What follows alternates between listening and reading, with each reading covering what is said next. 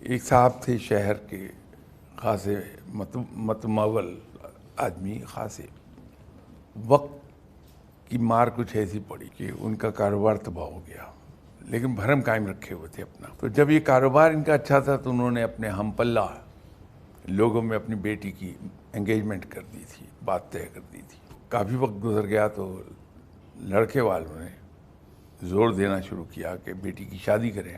تو جب پریشر زیادہ بڑھ گیا تو انہوں نے سوچا کہ فلاں آدمی میرا بچپن کا دوست ہے، اس کے پاس جاتا ہوں۔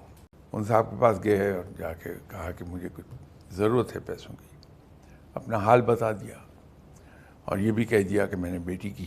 ان صاحب نے کہا یہ رقم تو بہت بڑی ہے، میرے پاس تو اتنا پیسہ نہیں ہے۔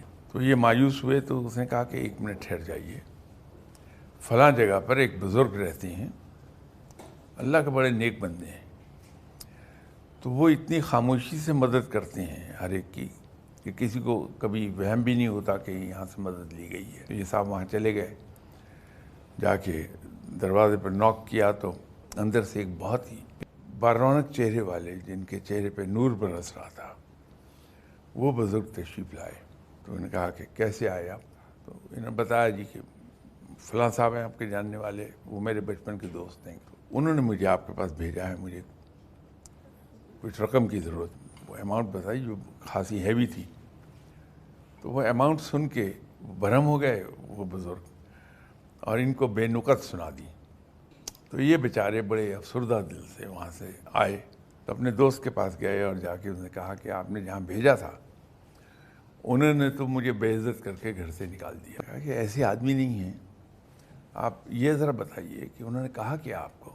تو انہوں نے کہا کہ یہ الفاظ مجھے کہے گئے ہیں۔ تو کہنے لگے 1 منٹ رکیے، آپ کے جاتے ہی ایک صاحب آ گئے تھے، وہ مجھے اتفاق سے اتنی ہی رقم دے گئے ہیں جتنی آپ کو چاہیے۔ تو اندر گئے، لا کے وہ رقم ان صاحب کی خدمت میں پیش کر دی کہ یہ لے لیجئے۔ انہوں نے اپنی بیٹی کی شادی کر دی۔ کچھ عرصے کے بعد ان کے حالات ٹھیک ہو گئے تو سب سے پہلا کام انہوں نے کیا کہ پیسے لیے، جتنی رقم لی تھی ان سے، اور اپنے دوست کے پاس گئے، نوک کیا۔ دوست باہر آیا تو وہ زار و قطار رو رہا تھا آنسوؤں سے، یہ رقم دینا تو بھول گئے۔ تو کہا کہ ہوا کیا تمہیں، کیا ہے؟ انہوں نے کہا کچھ نہیں، آپ کو یاد ہوگا ایک بزرگ کے پاس میں نے بھیجا تھا، آج ان کا انتقال ہو گیا، تو میں اس لیے رو رہا ہوں۔ تو انہوں نے اپنے تجربے کے پیش نظر فوراً کہا کہ شکر کرو ایک ایسا آدمی دنیا سے اٹھ گیا جو ضرورت مندوں کو بے عزت کرتا تھا۔ تو ان کے دوست نے کہا کہ ایسا نہ کہیں، اصل میں ان کی رقوم میرے پاس پڑی رہتی تھیں اور ہمارے درمیان کوڈز مقرر تھے۔ تو جب آپ نے مجھے بتایا کہ انہوں نے گھر سے نکال دیا ہے مجھے، تو میں نے آپ سے ہی پوچھا تھا کہ الفاظ کیا کہے تھے انہوں نے، تو آپ نے ریپیٹ کیے کہ یہ الفاظ تھے۔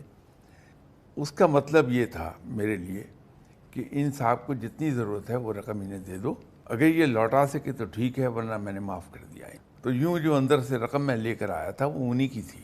تو وہ یہ اس لیے کرتے تھے کہ جس کی میں نے مدد کی ہے، راہ گلی اگر مل جائے تو وہ شرمندہ نہ ہو کہ میں نے اس کی مدد کی ہے۔